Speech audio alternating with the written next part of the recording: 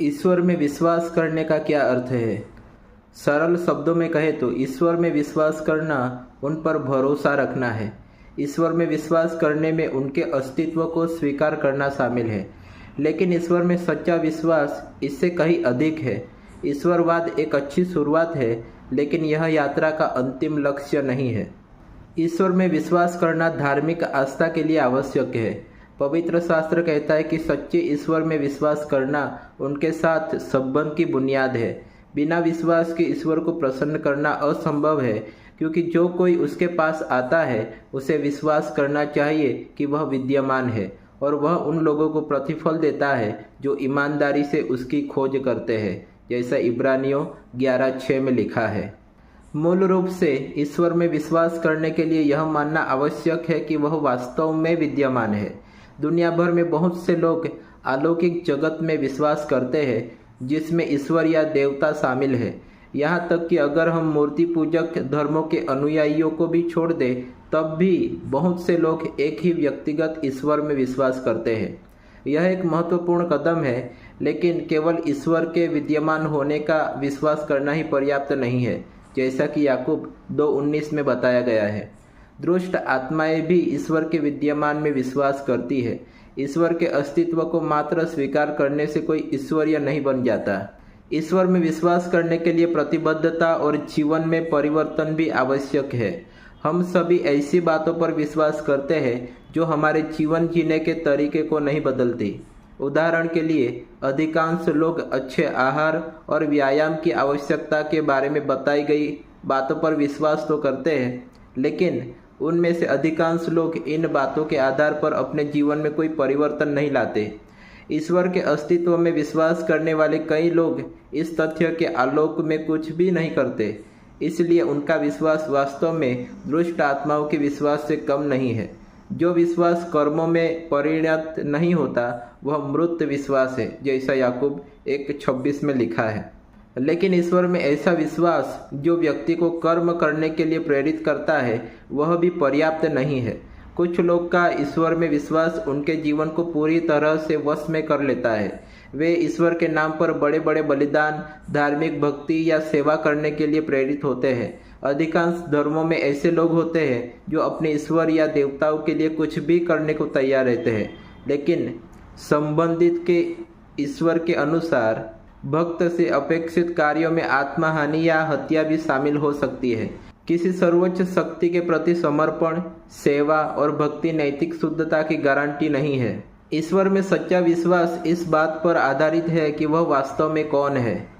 Bible का यह सिद्धांत कि जो कोई उसके पास आता है उसे यह विश्वास करना चाहिए कि वह विद्यमान है, जैसा इब्रानियों 11:6 में लिखा है, यह मानता है कि विश्वास बाइबल के ईश्वर में है, किसी अन्य देवता में नहीं। यद्यपि बहुत से लोग मानते हैं कि ईश्वर विद्यमान है और उसकी सेवा करना चाहते हैं, लेकिन जिस ईश्वर की वे पूजा करते हैं वह उनकी अपनी कल्पना का ईश्वर है।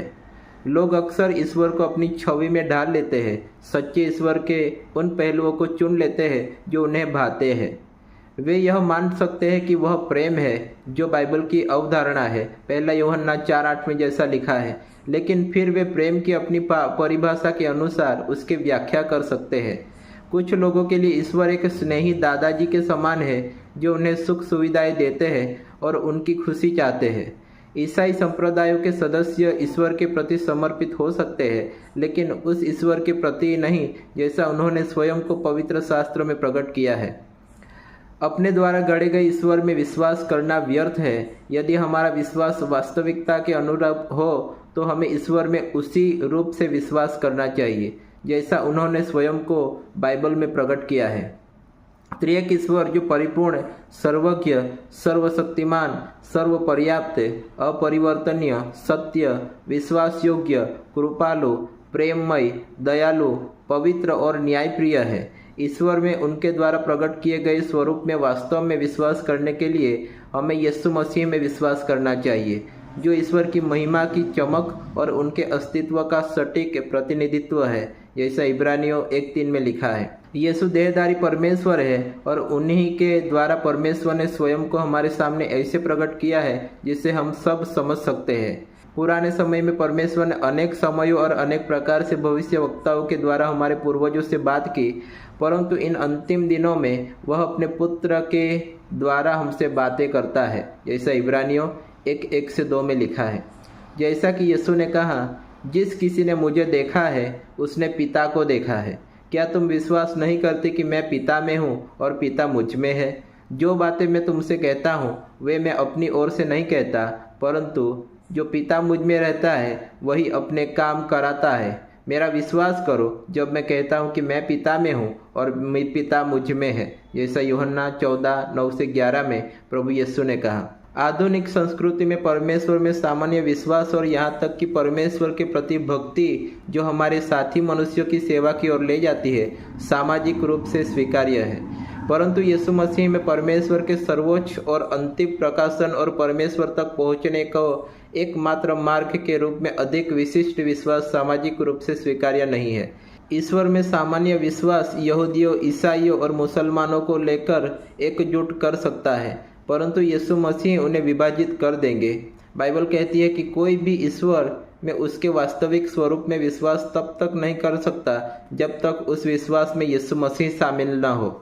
जो कोई यीशु मसीह का आदर नहीं करता वह परम पिता परमेश्वर का आदर नहीं करता, जैसा यूहन्ना 5:23 में लिखा है। इसीलिए सच्चा विश्वास सिर्फ यीशु मसीह पर विश्वास करने से ही आता है और वही कबूल भी होता है। आमीन।